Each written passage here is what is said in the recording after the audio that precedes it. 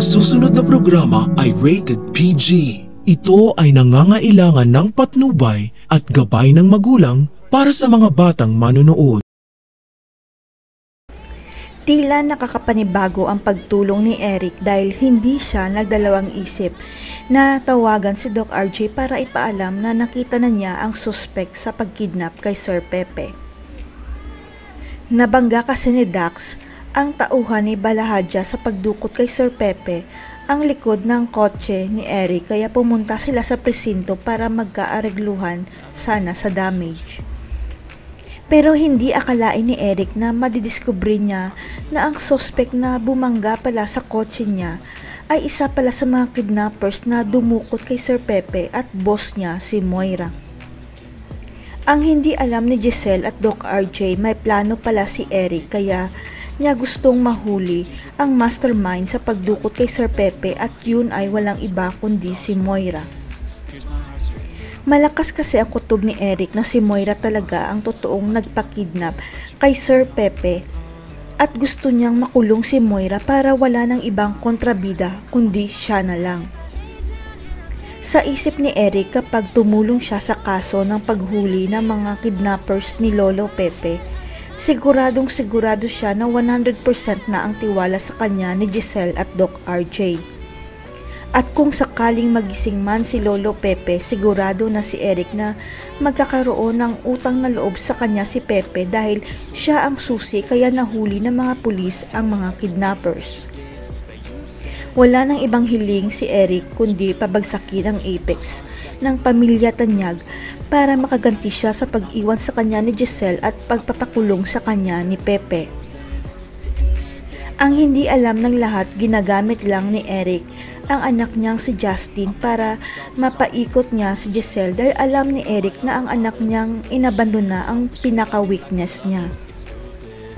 Ito ang dahilan kaya nakapasok si Eric at Justin sa Apex dahil walang kahirap-hirap na sinabi nila kay Giselle na babalik sila sa Amerika kung hindi mataas ang posisyon nila.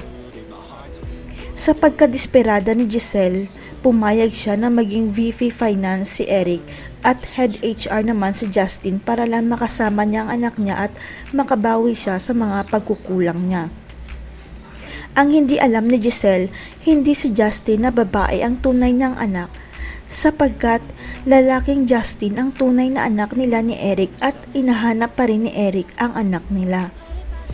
Ito ang totoong dahilan kaya umuwi ng Pilipinas si Eric para mahanap ang totoong Justin dahil natuklasan niya na Pinoy pala nag-ampon kay Justin at dinala nila sa Pilipinas.